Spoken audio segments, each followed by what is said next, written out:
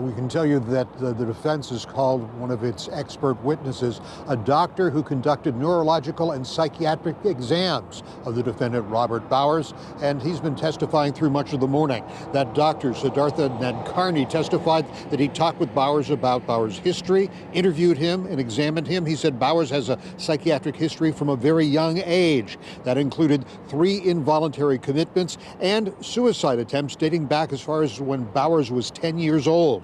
A medical record from McKeesport Hospital says Bowers was admitted at age 13 for threatening to kill himself and for an assault on his mother. Another record shows an involuntary commitment of Bowers.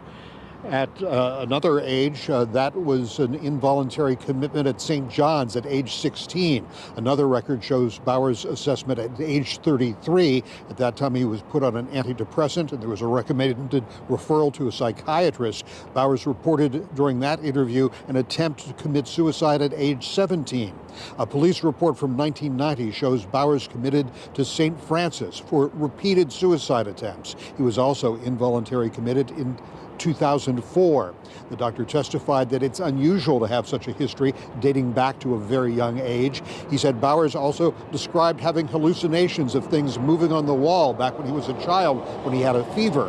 A Children's Hospital of Pittsburgh record introduced into evidence from when Bowers was 5.5 describes Bowers having a fever of 104 and says that Bowers began to hallucinate and, quote, speaking to people not present.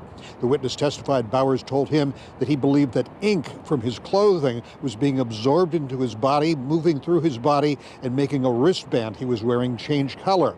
The doctor testified that delusions indicating a belief in the breakdown of boundaries between oneself and the world are associated with schizophrenia. This doctor witness is saying that he has diagnosed Bowers as having schizophrenia. Testimony continuing. Reporting live from the federal courthouse downtown, Bob Mayo, Pittsburgh's Action News 4.